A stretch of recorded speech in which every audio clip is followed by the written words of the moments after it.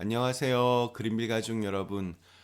오늘 수요일 아침, 오늘도 이렇게 매일 한 말씀으로 또 오늘 하루를 시작하는 모든 분들에게 우리가 함께 묵상하는 하나님의 말씀을 통해서 깊은 잠에서 우리의 영혼이 깨어날 수 있는 그런 은혜가 있기를 간절히 기원합니다.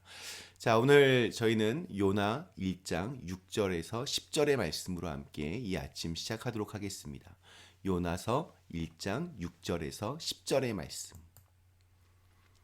선장이 그에게 가서 이르되 자는 자여 어찌함이냐 일어나서 내 하나님께 구하라. 혹시 하나님이 우리를 생각하사 망하지 아니하게 하시리라 하니라. 그들이 서로 이르되 자 우리가 제비를 뽑아 이 재앙이 누구로 말미암아 우리에게 임하였나 알아보자 하고 곧 제비를 뽑으니 제비가 요나에게 뽑힌지라. 우리가 그에게 이르되 청하건대 이 재앙이 누구 때문에 우리에게 임하였는가 말하라.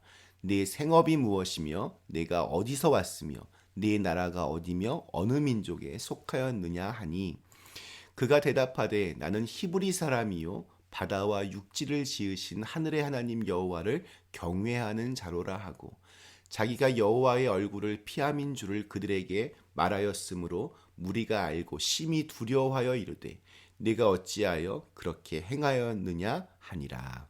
아멘. 네, 거대한 폭풍우가 몰려왔지만 배 밑에서 요나는 잠을 자고 있었습니다. 지금 밖에서 무슨 일이 벌어지고 있는지 알지 못했고 또한 알고 싶지도 않았습니다. 하나님의 얼굴을 피해서 다시스로 가기만 하면 장땡이다 생각했습니다. 그래서 어제 우리 요나가 잠을 자고 있는 모습은 그냥 피곤해서 잠을 잔 것이 아니라 그의 영적인 상태가 지금 얼마나 바닥을 치고 있는지를 보여주는 것이라고 그렇게 말씀을 드렸습니다. 자, 이런 요나를 누군가는 깨워야 합니다. 선장이 이 요나를 깨웠습니다. 선장이 요나를 6절에서 이렇게 책망합니다. 선장이 그에게 가서 이르되 자는 자여 어찌함이냐 일어나서 네 하나님께 구하라. 혹시 하나님이 우리를 생각하사 망하지 아니하게 하시리라 하니라. 저는 이 선장의 말이 생각하면 할수록 참 아주 신기합니다. 요나는 자신이 누구인지를 밝힌 적이 없었습니다. 그럴 이유도 없었고 배를 타자마자 곧장 밑으로 내려가 잠을 잤기 때문에 다른 사람들과 함께 대화를 나눈 적도 없었습니다. 8절에 보면 사람들이 요나에게 묻습니다. 네 생업이 무엇이며 네가 어디서 왔으며 네 나라가 어디며 어느 민족에 속하였느냐. 그러니까 한마디로 요나가 선지자라는 것을 몰랐다는 말입니다. 그런데 선장은 요나를 깨우면서 네 하나님께 구하라. 한마디로 당신이 믿는 하나님께 기도해서 우리를 살려내라고 그렇게 말합니다.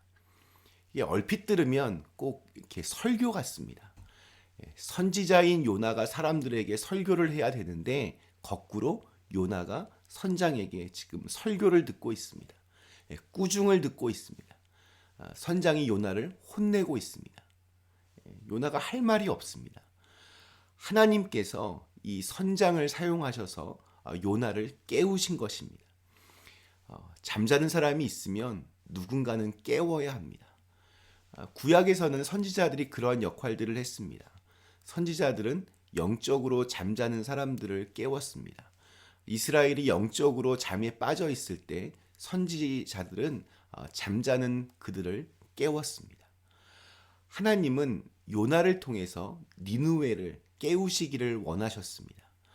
잠자는 니느웨 사람들을 깨우시기 위해서 요나에게 니느웨로 가라라고 명령하셨습니다. 그런데 요나는 다시스로 가는 배를 탔고 배에서 자기가 잠에 들고 말았습니다. 우리가 깨어있지 않으면 하나님께서는 누군가를 사용하셔서 우리를 깨우십니다. 잠을 자는 사람들은 자신의 상태가 지금 어떠한지를 모릅니다. 지금 내가 자고 있다는 것조차도 이걸 인식하지를 못합니다. 자고 있기 때문입니다. 자는 동안 무엇을 알 수 있고 또 무엇을 할 수 있겠습니까? 영적으로 이렇게 깊은 잠에 빠지면 죽는 줄도 모르고 그렇게 죽어갑니다. 그러므로 깨우는 사람이 반드시 필요합니다. 오늘날 우리의 삶 속에서도 깨우는 사람이 필요합니다.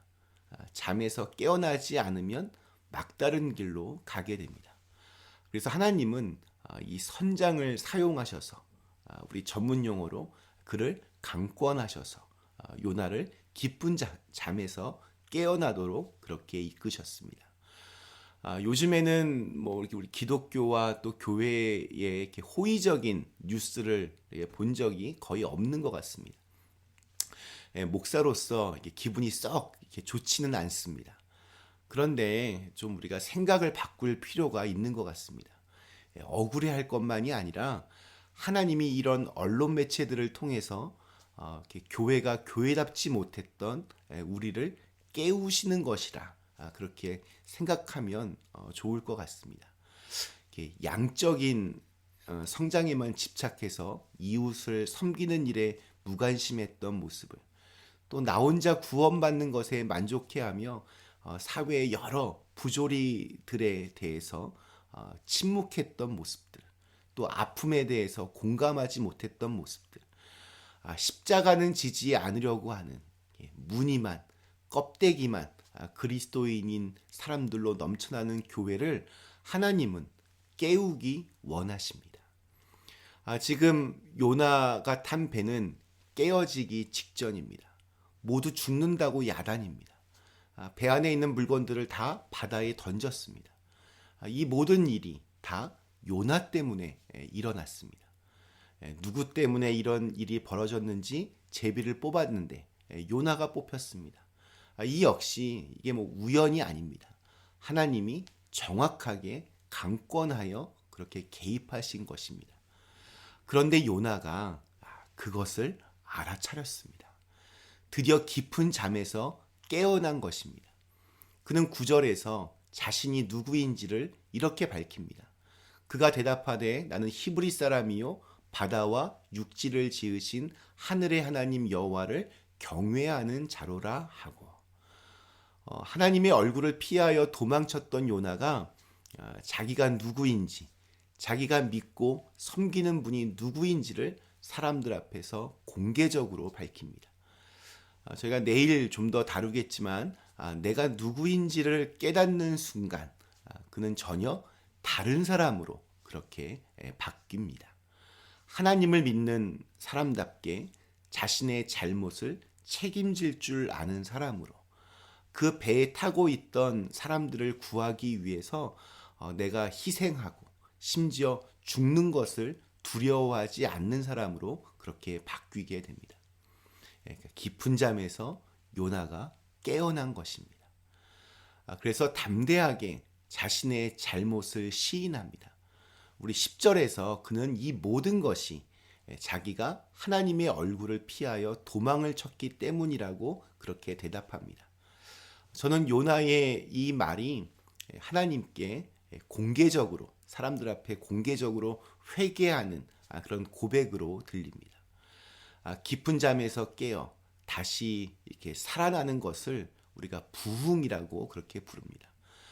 부흥을 영어로 리바이벌이라고 하는데 이 단어에는 회복이라고 하는 뜻도 함께 가지고 있습니다.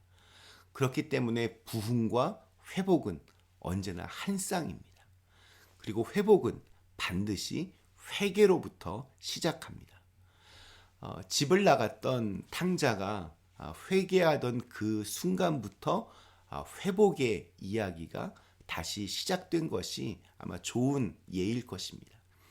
지금까지 이 땅에서 있었던 모든 부흥의 이야기들은 회개로부터 불이 붙는 그러한 역사였습니다.